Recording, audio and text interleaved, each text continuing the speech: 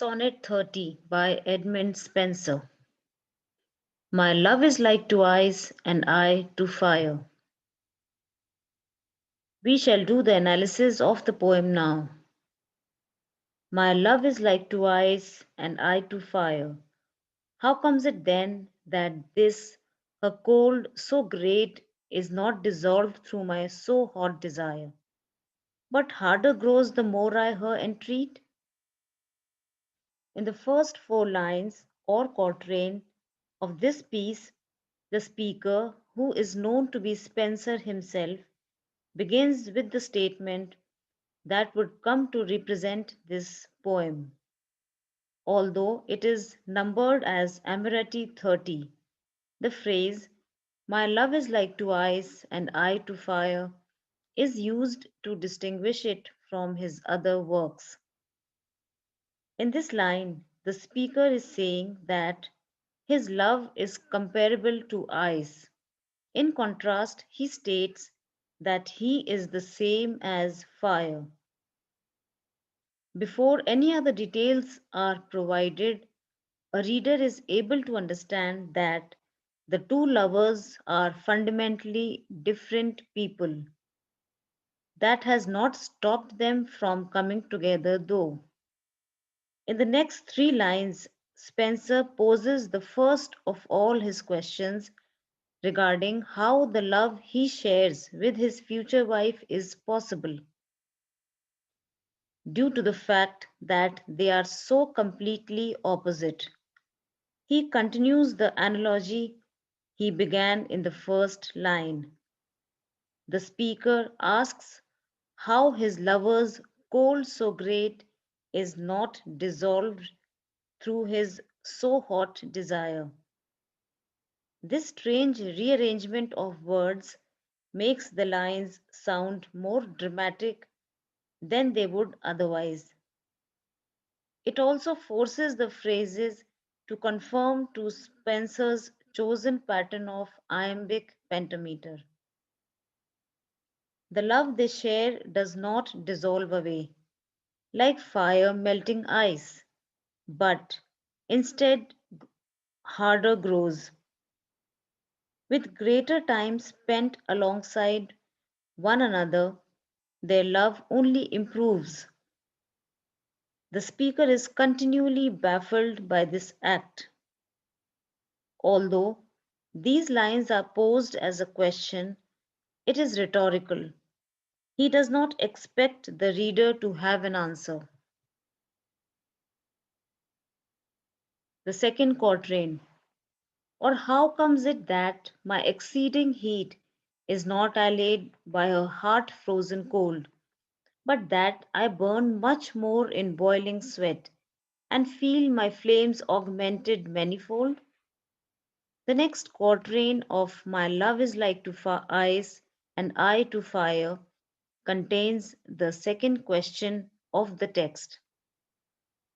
The speaker's comparison of himself to fire and his lover to ice is continued.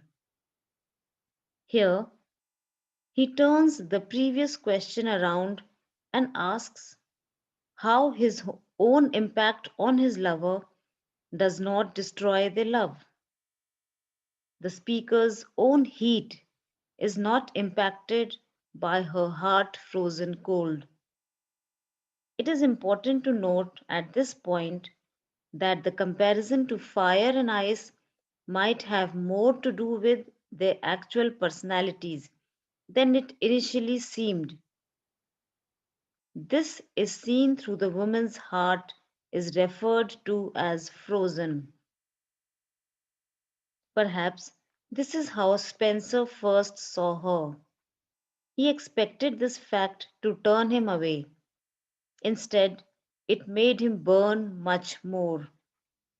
These lines also say something about Spencer's love for his wife. It seems to be uncontainable and as if it is being consistently fanned.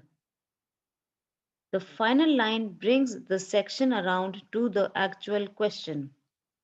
He asks how it is possible that Her coldness only makes his flames increase in number. They are manifold. The third quatrain. What more miraculous things may be told? That fire which all things melts should harden ice, and ice which is congealed with senseless cold should kindle fire by a wonderful device. In the final four-line section, the speaker takes note of the importance of his love. He believes that his relationship is so unusual and original that it verges on miraculous. He begins by reiterating the lines he used previously. Spencer wants to make sure that his reader is clear on why he or she should care about their love. He states again that fire which all things melts has instead hardened ice. Then that ice which is made up of senseless cold has kindled fire. These changes to their natures have improved them as people. Together, they are becoming different. Such is the power of love in gentle mind, that it can alter all the course of kind. The final couplet works as all of Spencer's conclusions do. It could serve as an answer to a question or as a carrier of a different opinion.